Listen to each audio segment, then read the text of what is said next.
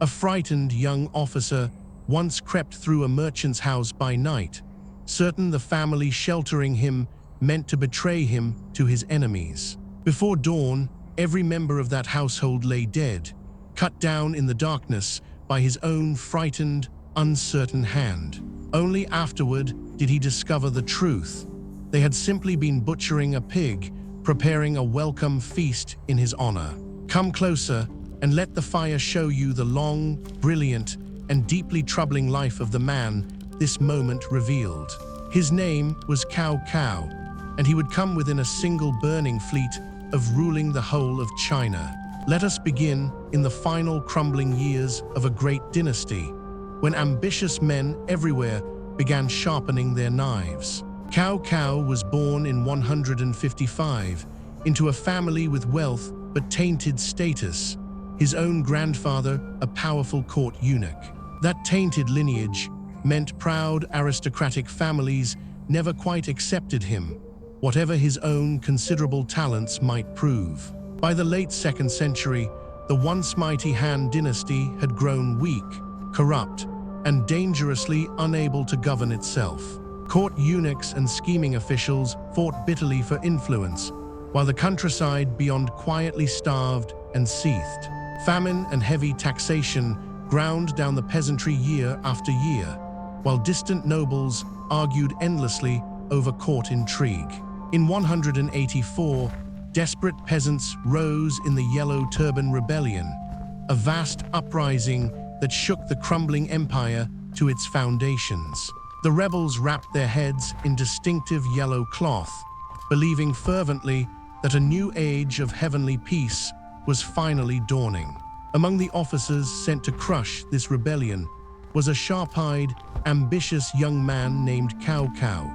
He proved himself a capable, ruthless commander, and the chaos of rebellion offered him his very first true opportunity. The rebellion itself was eventually crushed, but the fragile authority of the Han court never fully recovered from the shock. As the Han court collapsed into open warlordism, ambitious regional generals began carving the empire into private fiefdoms. The tyrannical general Dong Zhuo seized the capital itself, ruling through fear, executions, and open contempt for the throne. Dong Zhuo reportedly forced the court to relocate the entire capital by burning the old one to the ground behind him. Cao Cao attempted first to assassinate this tyrant directly, presenting him a ceremonial dagger meant to end his rule violently. The plot was discovered before it could be completed, and Cao Cao fled the capital as a hunted, desperate fugitive. It was during this desperate flight that Cao Cao slaughtered the innocent household that would haunt his reputation forever after. Cao Cao joined a coalition of officials sworn to destroy this tyrant, though the coalition itself proved fractured and unreliable. Rival coalition generals bickered constantly over strategy and glory, squandering their combined strength through petty jealousy. Dong Zhuo was eventually assassinated by his own allies, but the empire he left behind remained shattered beyond easy repair. Into this power vacuum, Cao Cao began building his own private army, gathering capable officers and hardened veteran soldiers. He proved himself especially skilled at absorbing defeated rebel soldiers directly into his own growing, disciplined ranks. In 196, Cao Cao made the single most consequential decision of his early career, one that changed everything that followed.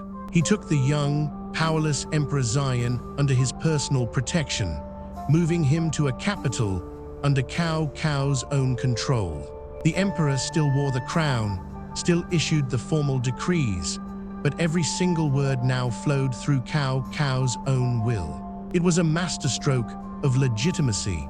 Any rival who defied Cao Cao now defied the Emperor of China himself. Cao Cao's enemies mocked this arrangement as naked usurpation, yet none could easily challenge its considerable political power. Unlike many aristocratic rivals, Cao Cao judged men by raw ability alone, regardless of their birth, background, or reputation. He issued open calls for talent, welcoming brilliant strategists and hardened soldiers whom prouder lords would have dismissed outright.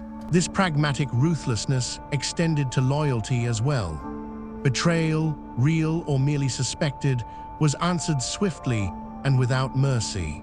He famously executed the respected scholar Kong Rong for open criticism, silencing dissent even at considerable personal cost to his reputation. Cao Cao was, by every account, a genuinely gifted poet as well, composing verses of ambition, mortality, and quiet melancholy. He also proved a capable military theorist, later composing a respected commentary upon the ancient classic text of Sun Tzu.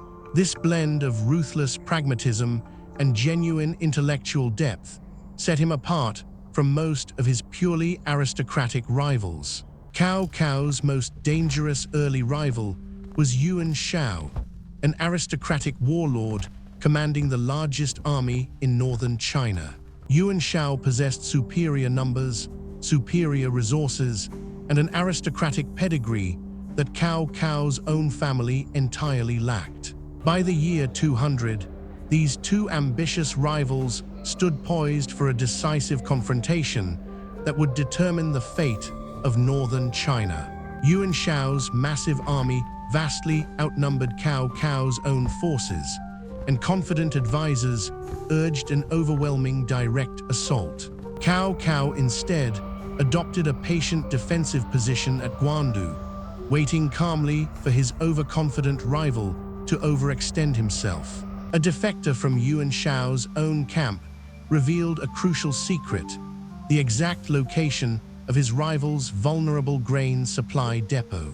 Cao Cao personally led a daring night raid deep into enemy territory, striking directly at this vulnerable stockpile of grain. The depot burned entirely, and Yuan Shao's vast army, suddenly starving, collapsed swiftly into panic and total disarray. Cao Cao's smaller, disciplined force shattered the disintegrating northern army, securing total, unquestioned control of the north. With Yuan Shao's power broken entirely, Cao Cao spent the following years consolidating total, unchallenged control across northern China.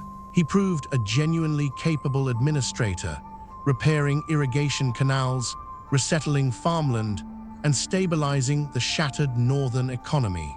He also campaigned successfully against nomadic tribes along the northern frontier, securing his borders before turning south. By the year 208, Cao Cao commanded the single most powerful military and political position in the entirety of China. Only the southern lands beyond the great Yangtze River remained beyond his considerable reach, held by two remaining regional rivals. Cao Cao resolved, at last, to complete what circumstance had so far denied him: the total reunification of a broken China. Cao Cao assembled an enormous army and fleet, marching south with genuine confidence toward the unconquered Yangtze frontier.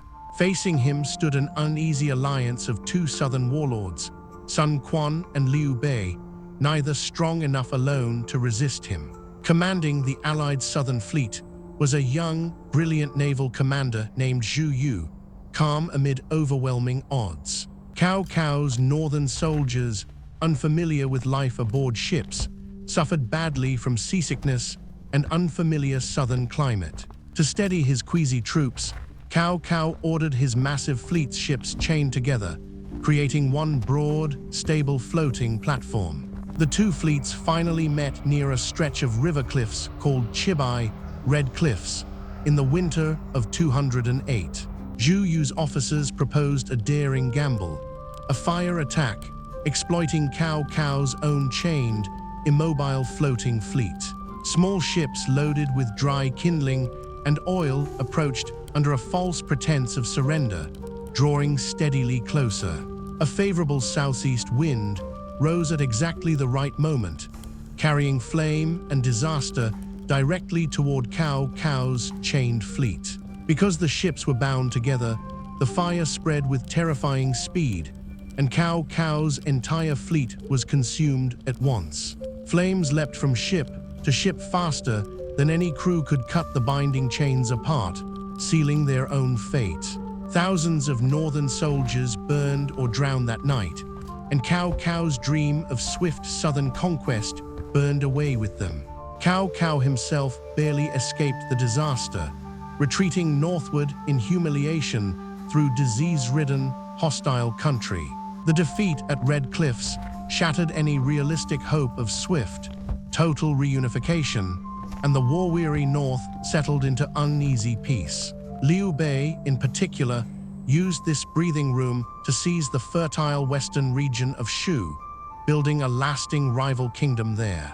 Sun Quan and Liu Bei, emboldened by their stunning victory, carved out their own lasting southern and western kingdoms. China, which Cao Cao had come so close to reunifying, would instead fracture permanently into three enduring rival kingdoms. Cao Cao himself never again attempted so ambitious a southern campaign, content instead to consolidate his considerable northern realm.